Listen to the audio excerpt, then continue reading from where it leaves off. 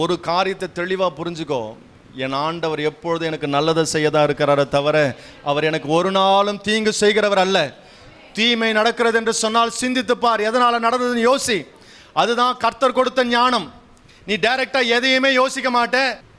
எதனால் வந்தது, யார் மூலமாக வந்தது, பிசாசு என்ன வேலை செஞ்சுட்டு இருக்கிறான் பின்னாடி, இதெல்லாம் யோசிக்காம ஆண்டவரேன்னு கையை காட்டினேன்னா நம்மளை விட ஒரு முட்டாள் வேற யாரும் கிடையாது.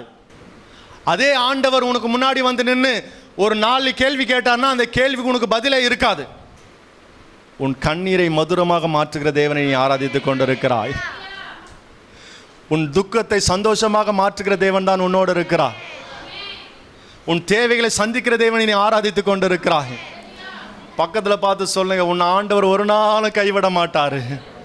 ஆண்டவர் உன் கூட தான் இருக்கிறாரு. ஒருவேளை நீ கசப்பான பாதையில் போயிட்டு இருக்கிறியா, ஒரு டஃப்பான situation, lord I am not able to understand what's going on in my life, that situation you just believe on God, you just have faith on God, God will take you to the next level.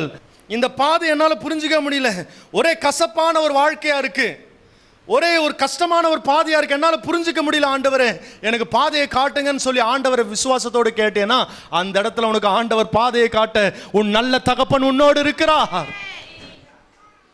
சூழ்நிலை மாறிச்சா கவலைப்படாத, கர்த்தர் நீ ஆராதிக்கிற தேவன் அவர் உண்மை உள்ளவராய் இருக்கிறார்.